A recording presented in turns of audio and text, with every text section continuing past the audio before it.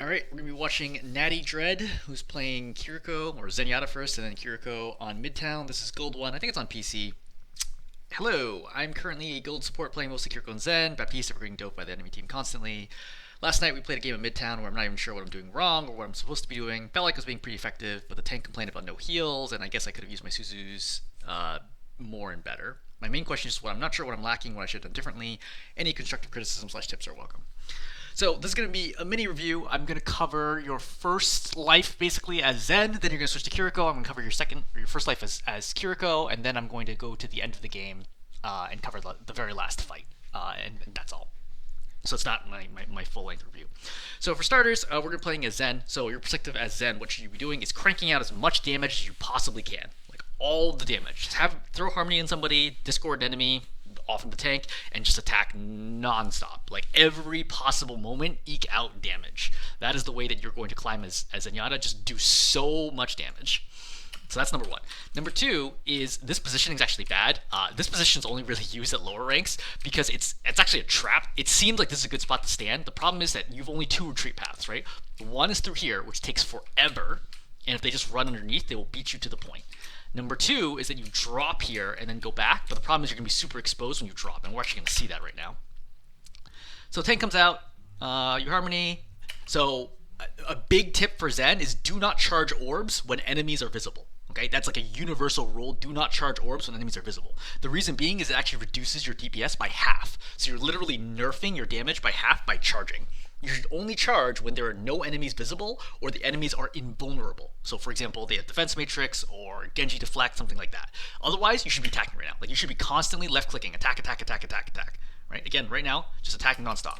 And now we see you're out of position. You should be dead right now. Honestly, there's almost no way that at higher ranks you would ever make it to here. And now you're rotating. You should still be dead now. Again, there is 0% chance that you would ever survive here at even a slightly higher rank, or even at your rank most of the time. You are grossly out of position. And this is a big reason why I do not recommend playing up here and just play down low here, and you're in a much better spot. Right? Again, you're going to get concussed off. Okay, when that concussion came, so this rocket, dodge it, fine. That rocket, fine. But you should be going back towards the left. You see the concussive? Go to the left right now. That way you don't get knocked to the right. And then this should have killed you. But you do manage to survive. You're doing another mistake where you're charging when you're not supposed to. You should just be attacking. Right, finish your reload. Harmony, yep, and just attack. Attack the soldier. It's fine. The soldier's eventually going to be an issue. I would go up with the Hanzo right now to challenge and kill a soldier, right? That way it's a 2v1 versus just leaving your Hanzo to solo fight him, because now your Hanzo's going to get pushed back. Right, your Baptiste is forced to go up. But it's fine. They end up winning that fight. But now we see, hey, more people are pushing through train. I would again go. I mean, it's a little tricky right now, but I think that you need to rotate out of this position. Either you need to go back here to help your Hanzo, or potentially play this angle. I think playing up here is too far, because they come out this door and look at you, there's nowhere for you to get away. But now there's another kill. I would strongly consider going up there with your Hanzo. That's really what you should be doing, especially because your Cassie's overextended. I like 100% go up right now. Attacking the Diva, great, yeah. Cool, get the kill. So, Farrah goes for you. Good kill on her. You have 14 ammo right now. You're going to reload. This is a terrible mistake. This is a massive, massive mistake to be reloading. There are 3 enemies visible on your screen. You have over half of your ammo remaining. You should be attacking right now. Right? Attack all the way out until you're empty. Right? Then reload. Then do it all over again. You're attacking the soldier right now instead of the Mercy, who's discorded. Like, you discorded the Mercy. She's completely vulnerable right now, right? Floating in the air. She has no Guardian Angel. You should be attacking the Mercy. Should still be attacking the Mercy. Should still be attacking the Mercy. And now she gets away with, 50 health or whatever because you don't attack her. Right? Go for people who are killable, especially go for supports. Go for people who are overextended, not people who are behind cover. Attacking. Right? You're going for the Zen. Don't kill her, or don't kill him. It's okay.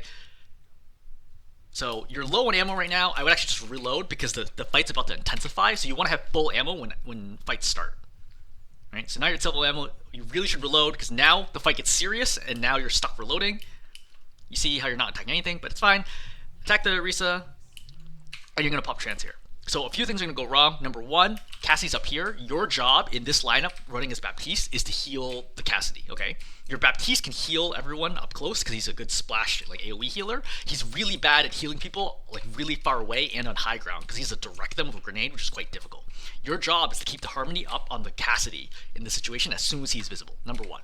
Number two, this is a bad trance. I know you get nervous because your Sigma is low, but actually, he's totally fine, right? He has shield here. He has cover. He has the Baptiste. The enemy has not fully dove in. You do not need trance right now. Like, it's not going to make a difference on the fight. You see how everyone here is full health, except for the Sigma, who is completely fine right now. Like, the Baptiste will keep him alive. He's not going to die. Okay. Unfortunately, you see, like right now, he's already at 300 plus health. Then you pop trance. This is a really bad trance, which isn't going to do anything. So just bad trance timing. You just have to read it. Like, hey, what do we need to do here? Okay. Also, I would note is that you probably should heal the Cassidy sooner, but once that's over, you should have heard the shooting on your right. Your job as Zen here is to deal with the soldier. You have to push back the soldier in the situation. Shooting the tank isn't going to help you. Shooting the soldier, massive value. Okay, that's what you should have been doing right now with your time. So you don't heal the Cassidy. Well, first of all, you don't do enough damage on people on the way in because you were reloading / taking cover. 2, you don't heal the Cassidy. 3, bad trance. 4, not controlling the off angle of the soldier. So they're going to push in right now. You're going to be careful where you end trance. You should end someplace safe. This is not safe, obviously, because you're grouped up with your teammates. You're all going to get shot by the Pharah. You should have ended, for example, over here, where you'd be in a much better position.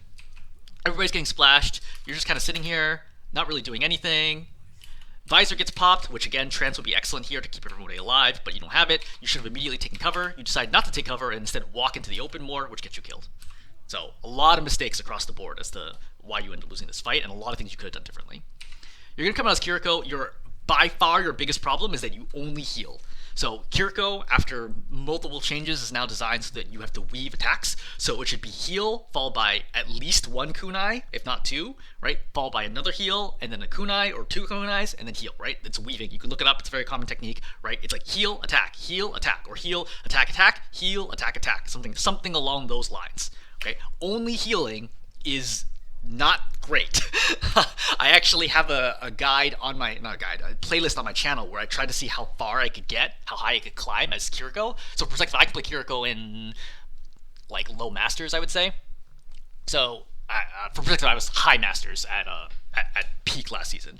So I could play Kiriko into like low masters pretty easily, but I can only get Kiriko onto about high platinum without attacking with kunais, right? Where I did like a no attack run where I literally did not use kunais. So your upper limit, assuming you're quite good at all the other aspects of the game, is about high plat, which is obviously higher than where you are right now, but you should learn how to attack because it adds massive value. So you need to be attacking. This is too passive an angle. You need to be up here doing heal, attack, heal, attack, heal, attack, over and over and over again, right? Weaving, critical to getting better at Kiriko. Like super, super important. You have to learn how to weave. Like, it has to become muscle memory to you. Again, way too passive positioning. You can't see any of the enemies, which means you can't attack. Now's your opportunity where you can start attacking. Again, too far back. I know it's safer to play this far back, but it's harder to react to things, okay? You notice that your healing has travel time, so by the time your healing gets to them, they could be dead, okay? It's also harder to throw Suzus when you're this far back. You should be playing, like, up here, not all the way back here, even though your heals do get that far.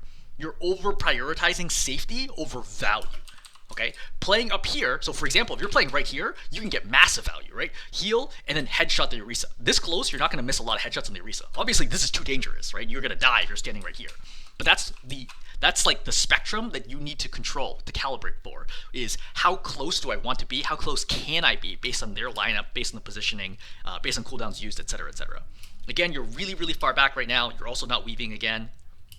So your Sigma's clearly going to be in trouble right now. He just used Grasp. His shield's already out, which means he has no more defensive abilities, okay? What you see is what you get. He's about to die, all right? As your game sense improves, you will read this and be like, you saw Grasp, you know his shield's out, he has no tools left to survive, and he has enemies aggressively pushing him. My read here is I already should have stepped forward here to be ready to react with Suzu.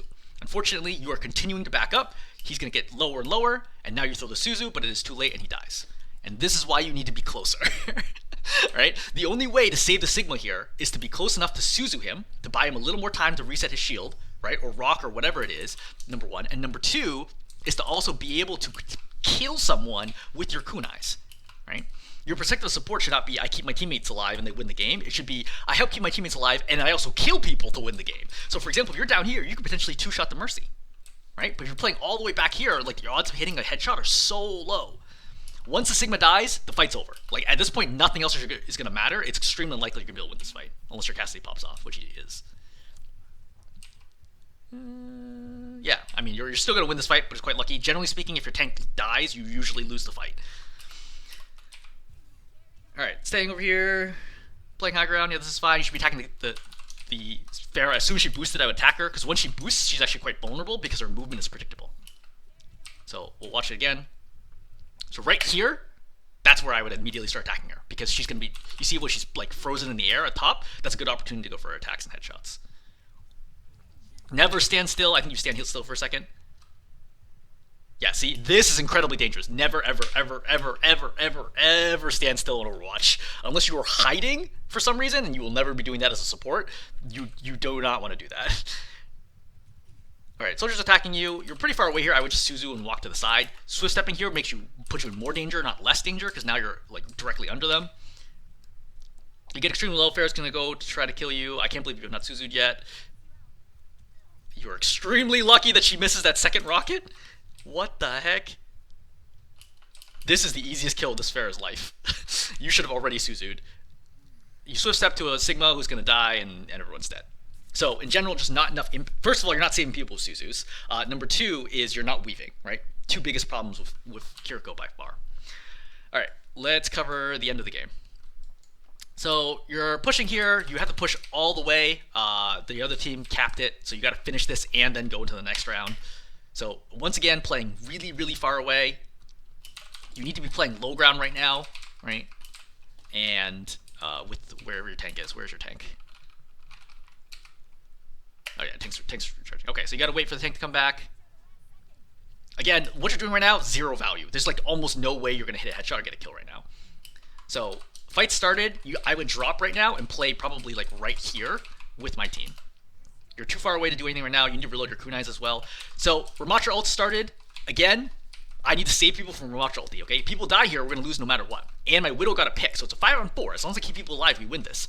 You should be over here healing your Genji. Okay, he messes up the dash, Suzu him, right, and keep him alive. Then, after that happens, okay, I stay back, try to stay out of the field.